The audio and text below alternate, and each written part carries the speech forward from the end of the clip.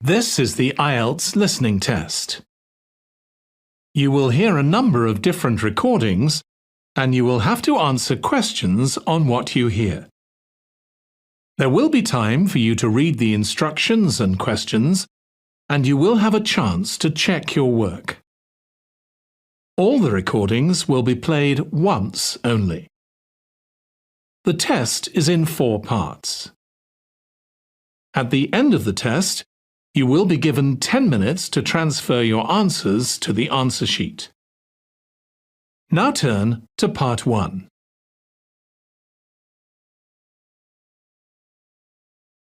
Part 1. You will hear Bud and Annie talking about their families. Look at questions 1 to 5 on the form now.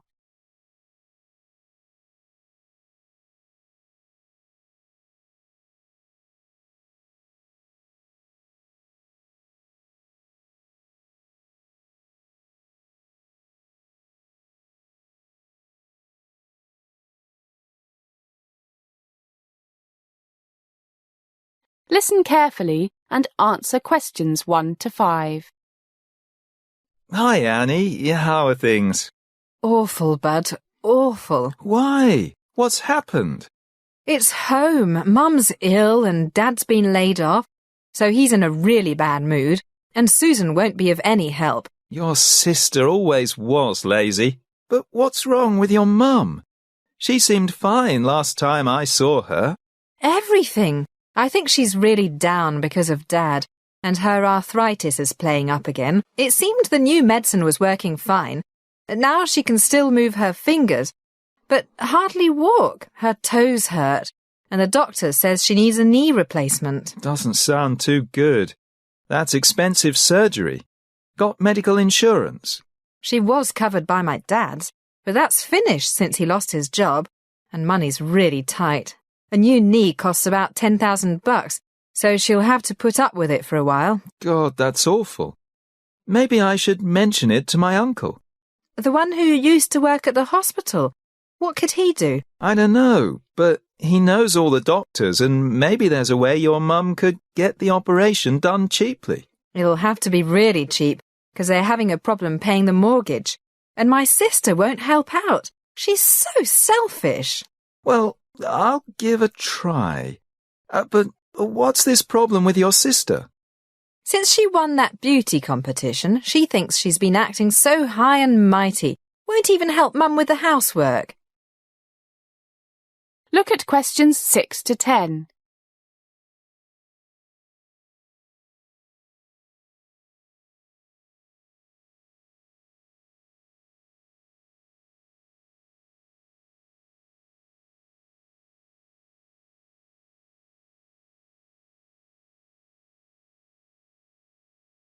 Now listen to more of the conversation between Bud and Annie and answer questions 6 to 10. Won't help your mum? No, spends all her time in front of the mirror, trying on different lipsticks. Sounds like my cousin. You know her, I think, Marianne.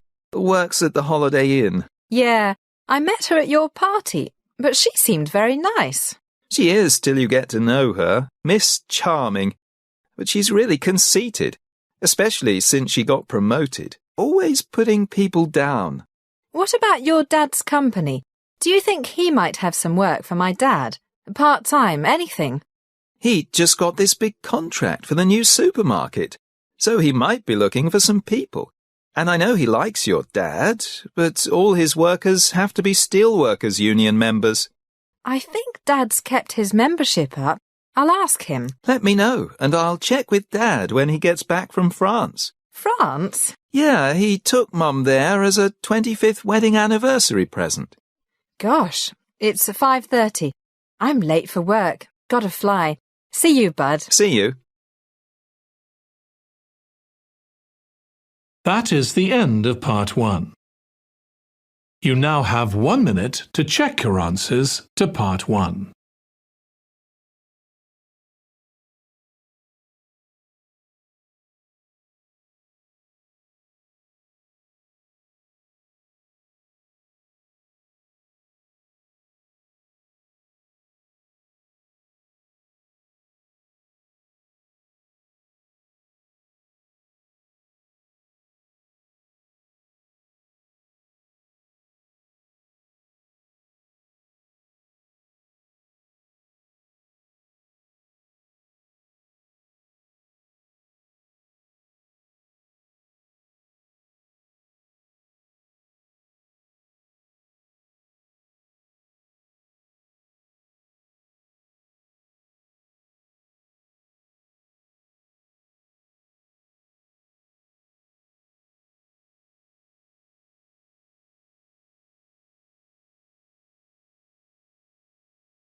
Part 2.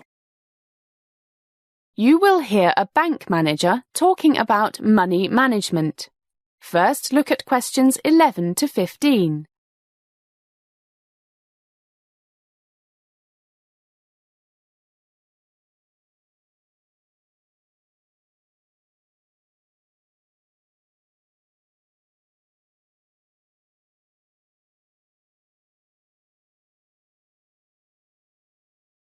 As you listen to the first part of the talk, answer questions 11 to 15.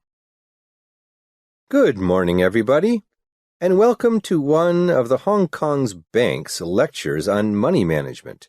I'm John Rogers, and I'm the manager here. Money, they say, makes the world go round. Well, it is true that your world can come to a grinding halt if you have no money. I know you all agree, because that is why you have come here today. Okay, money. What do we want to do with it? Most people want to enjoy the money they earn today, but also put some aside for a rainy day, the kids' education, that big house in the country you've always dreamed of, and, of course, retirement. In other words, they want to invest it. So let's talk for a little while on spending money wisely today, and then I'll talk about the various types of investment you can make. The first question is, how much of your income should you enjoy spending today, and how much should you save for the future? And the answer is different for different people. It depends on things like age, your health, how many children you have, etc. Well, my initial answer is, write out a budget for the necessities: food, rent, mortgage, and loan payments, clothing, health insurance, things like that. When most people do this, they say to themselves, "My goodness, I really only need to spend £1,500 a month. So how come I always spend nearly £2,500? My mother used to tell me, look after the pennies and the pounds will look after themselves." What to do? Discipline. I suggest you take out the cash you need every week from the bank and keep a record of what you buy with your credit card. And you must strictly limit what you spend every month to, for example, your budget for essentials, plus an amount, say 10%, for a bit of entertainment if you want, and the unexpected, like house repairs, that birthday present you forgot about, things like that. If after 3 weeks you find that you have nearly spent your budget for the month, then stay at home for a week. No fancy restaurants or drinking with the boys. As they say, there's no free lunch. As the talk continues, please answer questions 16 to 20.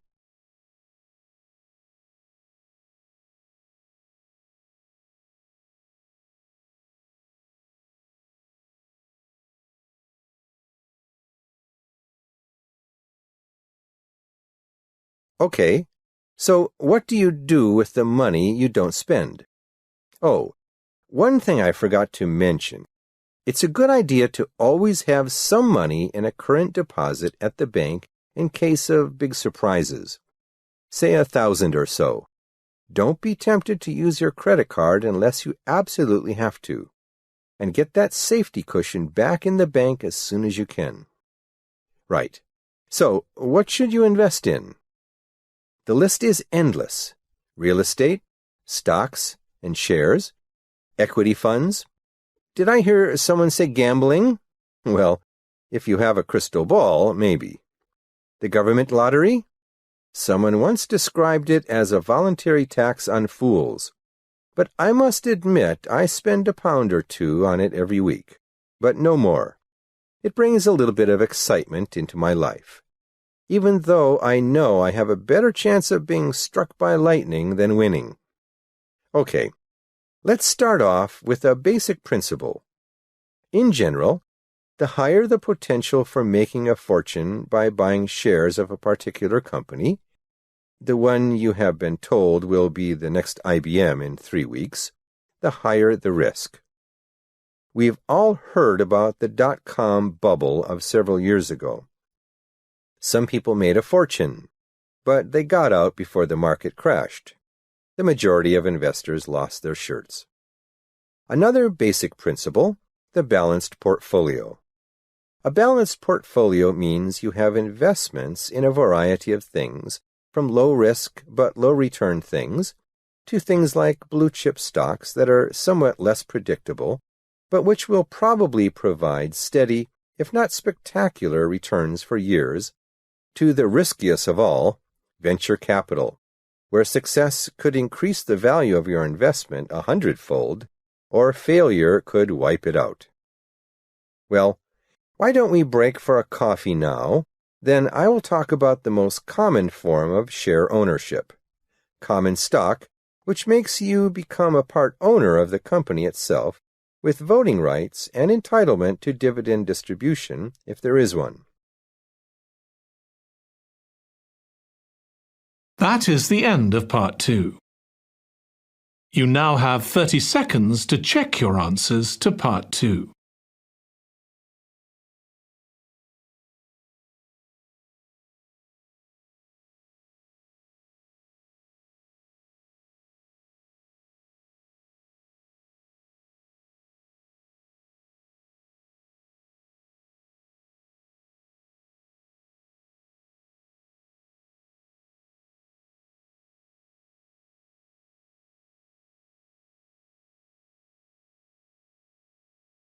Part 3.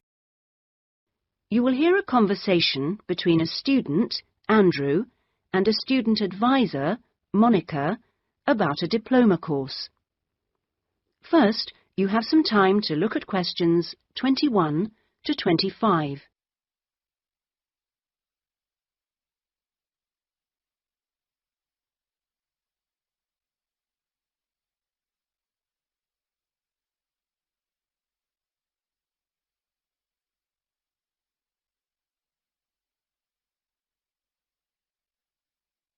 Now listen carefully and answer questions 21 to 25. Excuse me, I was told to come here for advice about management diploma courses. You've certainly come to the right place. Hi, my name is Monica. Nice to meet you. My name is Andrew Harris. So, Andrew, have you seen our diploma course prospectus yet? Yes, I've already looked at it. In fact, I thought the information on course content was really useful. But I'm afraid I'm a bit confused by all the different ways you can do the course. Full-time intensive, part-time, and so on. Mm-hmm. Well, let's see if I can help. I think each course type has its advantages and disadvantages, so it really depends on you, your own study habits, and your financial circumstances, of course. Are you working at the moment? Yes, I've been working in the administration section of the local hospital for the last 3 years. Mm-hmm. And before that, I worked in the office of a computer engineering company for 2 years. So I've got about 5 years of relevant work experience. Mm-hmm. And what I'm hoping to focus on is personnel management. I see. And are you planning to leave your current job to study, or are you thinking about just taking a year off? I want to know what my options are, really. I don't want to quit my job or anything, and my employers are keen for me to get some more qualifications, but obviously it would be better if I could do a course without taking too much time away from work. Right. So you don't really want to do the full-time course, then? No, not really. It's also a question of finances. You see, my office have agreed to pay the cost of the course itself, but I would have to take unpaid leave if I want to study full-time, and, well, I don't think I could afford to support myself with no salary for a whole year. Okay. Well, you have two other possibilities. You could either do the part-time course, that would be over 2 years, and you wouldn't have to take any time off work, or you could do what we call a modular course. You could do that in 18 months if you wanted, or longer. It's quite flexible, and it would be up to you. So what does the part-time course involve? For that, you would join an evening class and have a lecture twice a week. Then you'd have to attend a seminar or discussion workshop one weekend a month. What kind of coursework would I have to do? Well, it's a mixture. You'd be expected to write an essay each month, which counts towards your final assessment. You have a case study to do by the end of the course, which might involve doing a survey or something like that. And also you need to hand in a short report every 4 weeks. So that's quite a lot of work then, on top of working every day. It sounds like a lot of studying, and really tiring. Yeah, you certainly wouldn't have much free time. Before you hear the rest of the conversation, you have some time to look at questions 26 to 30.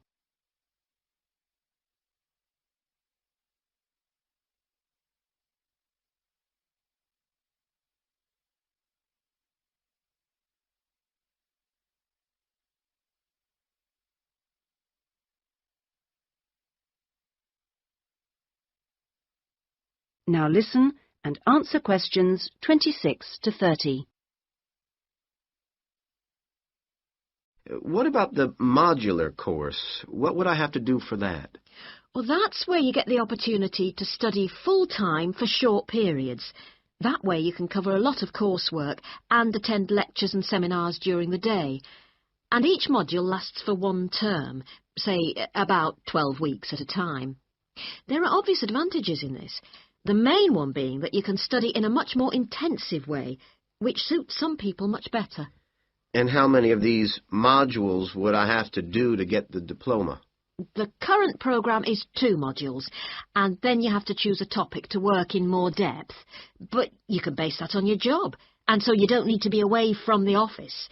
And how long it takes is up to you. Mm-hmm. The important thing is that you don't have to study and work. You can focus on one thing at a time. Yes, I can see that. It certainly sounds attractive. It would be more expensive, though. I mean, I'd have to support myself without pay for each module. That's true, so that might be a problem for you. Look, why don't you talk this over? That is the end of part 3. You now have 30 seconds to check your answers to part 3.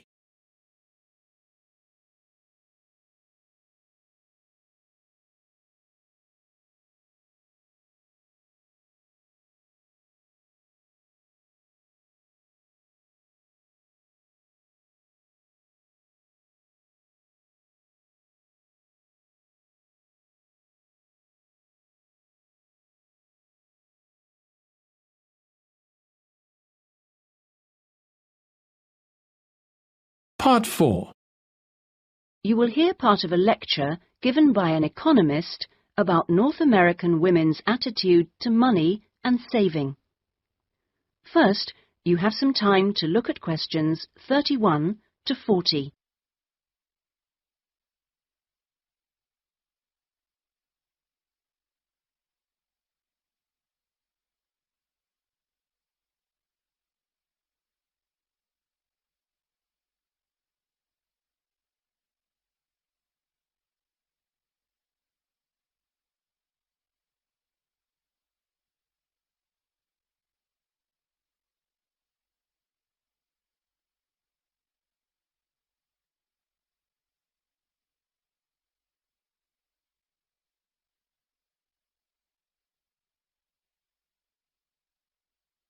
Now listen carefully and answer questions 31 to 40. Okay, so we've been looking at the attitudes of various social and cultural groups towards the management of their personal finances, how important they feel it is to save money, and what they save their money for. One aspect that we haven't yet considered is gender. So if we consider gender issues, we're basically asking whether men and women have different attitudes towards saving money, and whether they save money for different things. Back in 1928, the British writer George Bernard Shaw wrote in his Intelligent Women's Guide to Socialism and Capitalism that a man is supposed to understand politics, economics, and finance, and is therefore unwilling to accept essential instruction. He also said, a woman, having fewer pretensions, is far more willing to learn. Now, though these days people might question a lot of the assumptions contained in those statements, recent research does suggest that there are some quite fundamental differences between men and women in their attitudes to economic matters. Let's look at what men and women actually save for. Research studies of women in North America have found that women are far more likely to save for their children's education, and they are also more likely to save up in order to buy a house one day. The same studies have found that men, on the other hand, tend to save for a car, which, by the way, takes a surprisingly large amount of the household budget in North America. But the other main priority for men when saving money is their retirement. When they're earning, they're far more likely to put money aside for their old age than women are. Now, this is rather disturbing, because, in fact, the need for women to save for their old age is far greater than for men. Let's consider this for a moment.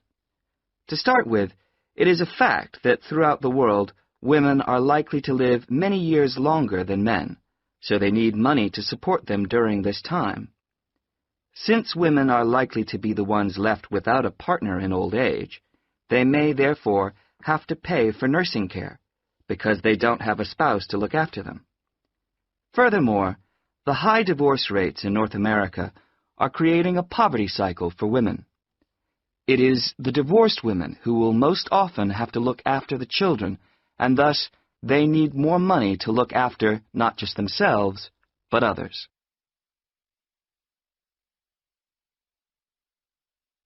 So what can be done about this situation? The population in North America is likely to contain an increasing number of elderly women. The research indicates that at present, for women, it takes a crisis to make them think about their future financial situation. But of course, this is the very worst time for anyone to make important decisions. Women today need to look ahead, think ahead, not wait until they're under pressure. Even women in their early 20s need to think about pensions, for example, and with increasing numbers of women in professional positions, there are signs that this is beginning to happen. Then research also suggests that women avoid dealing effectively with their economic situation because of a lack of confidence. The best way for them to overcome this is by getting themselves properly informed so they are less dependent on other people's advice.